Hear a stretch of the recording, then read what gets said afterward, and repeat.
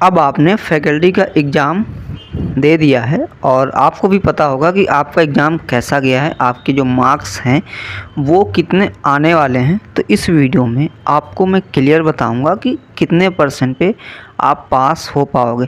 यहाँ पर Uttar Pradesh state medical faculty का अलग रूल चलता है, जो कि आपने बोर्ड एग्ज़ाम दिया होगा। तो उसमें क्या है कि अगर आप 33 मार्क्स लेकर के आते हैं आउट ऑफ 100 तो आप क्या होते हैं, पास हो जाते हैं। बट यहाँ पर ऐसा नहीं है, यहाँ पर आपको लाना होगा 50% मार्क्स। मतलब 50% मार्क्स आप समझ सकते हैं कितने ज़्यादा आपको मार्क्स यहाँ पर लाना होगा पास होने के लिए। अगर 50% से कम मार्क्स आते हैं तो आप फेल हो जाएंगे। फैकल्टी की ऑफिशियल वेबसाइट पर पहले से प्रोस्पेक्टस में बताया गया है कि कितने परसेंट मार्क्स आपके होने चाहिए। अब क्या है कि आपका एग्ज़ाम हुआ है टोटल 75 मार्क्स का। तो अब इन 75 मार्क्स में से आपका कितना होना चाहिए जिससे आप पास हो जाएं। तो चलिए हम वही चीज़ आपको एक्सप्लेन करेंगे। इसकी ऑफिशियल वेबसाइट पर आप लोग आएंगे तो यहाँ पर आपको एक सिलेबस का भी ऑप्शन दिखता है। तो यहाँ से आप लोग अपना सिलेबस भी डाउनलोड कर सकते हैं, जो भी आपका डिप्लोमा है। और इसी सिलेबस में आपको ये भी बताया गया है कि जो पासिंग मार्क्स है वो कितना रहने वाला है। तो इस सिलेबस के अकॉर्डिंग जो है आप अपने पासिंग मार्क्स भी देख सकते हैं। यहाँ पर जब भी आप लोग इस सिलेबस में आएंगे पूरा क्लियर बताया गया कि कितने सब्जेक्ट में मार्क्स आपके होने चाहिए। चलिए हम क्लियर करते हैं। आपका चाहे फर्स्ट ईयर हो चाहे सेकेंड ईयर, तो सेकेंड ईयर के बच्चों को तो पहले से पता होगा, बट मैं एक बार और बता दूं जो बच्चे फर्स्ट ईयर में हैं जिन्हें नहीं पता है। तो देखो, जो भी आपका फर्स्ट पेपर होता है थ्योरी, आप सभी को पता है कितने नंबर का होता है, 75 मार्क्स का, जो कि आपने एग्ज़ाम दे दिया। अब जो इंटरनल असेसमेंट होता है बहुत सारे कॉलेज में नहीं होता है, ठीक है, बहुत सारे कॉलेज में होता है। तो देखो, नहीं होता है कोई बात नहीं, कॉलेज वाले फिर भी आपके मार्क्स देते हैं। और जिन कॉलेज में होता है 25 नंबर का, तो वहाँ से आपको 25 में से जितने भी मिलेंगे, यहाँ पर लिखा हुआ है पास मार्क्स। पास मार्क्स का मतलब 50 मार्क्स। यहाँ पर आप देख सकते हैं लिखा हुआ है 100 का क्या मतलब है, 100 में से अगर आपका 50 आता है तभी आप पास हो पाओगे। अब यहाँ पर देखो, इंटरनल एग्ज़ाम का जो नंबर है 25, इसमें से अब कॉलेज से आपको मान लेते हैं 15 नंबर मिल गया। जनरली कॉलेज वाले 15, 16, 17 ऐसे ही देते हैं। अब बचा क्या, 75। अब 75 में से अगर आपको कॉलेज से 15 मिलेगा, 75 में से अगर आपका 35 मार्क्स आएगा तो आपका काउंट करके 35 और प्लस 15 जोड़ के आपका हो जाएगा 50 हो जाएगा। तो मतलब आप उस सब्जेक्ट में पास हो जाओगे। अब यही चीज़ें आपको सेकेंड सब्जेक्ट में भी फॉलो करना है। मतलब सेकेंड सब्जेक्ट होगा उसमें भी ऐसे ही। उसके बाद यहाँ पर आपका ओरल एंड प्रैक्टिकल भी होता है। मतलब आपका जो प्रैक्टिकल हुआ है, जिसमें आपका वाइवा हुआ है, जो भी आपके एग्ज़ाम हुए हैं, उसमें से भी आपका एक 100 नंबर का होता है।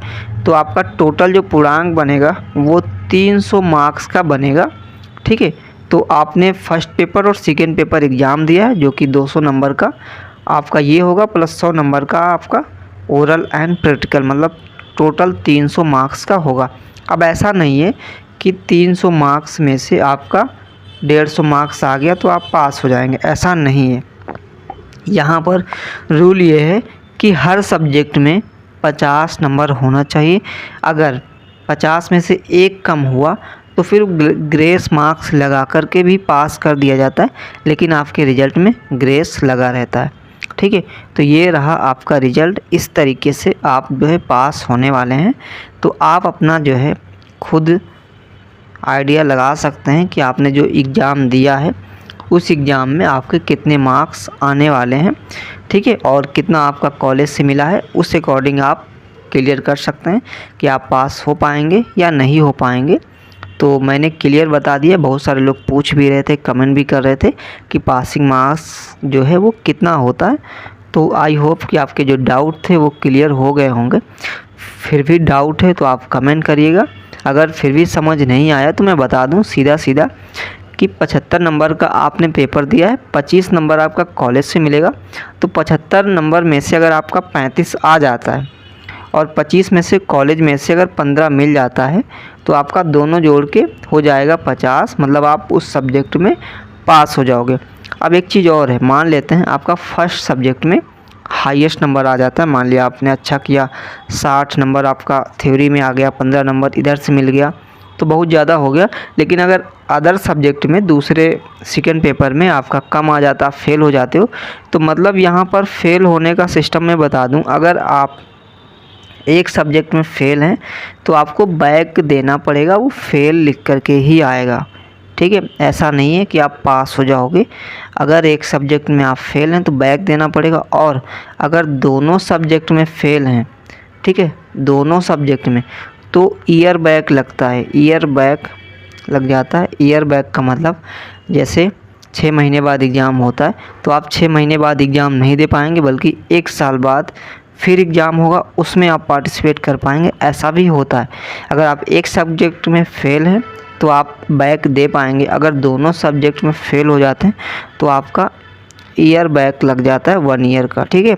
जैसे मान लिया आपने इस साल फर्स्ट ईयर का एग्ज़ाम दिया है, ठीक है, फर्स्ट ईयर का एग्ज़ाम आपने दे दिया 2025 में, और आपका जो बैच है वो 2023 था, ठीक है।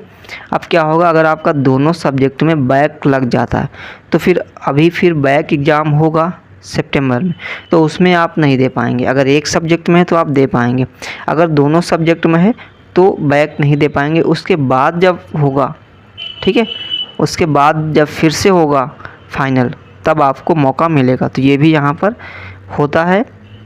तो आई होप कि सारे डाउट क्लियर हो गए होंगे।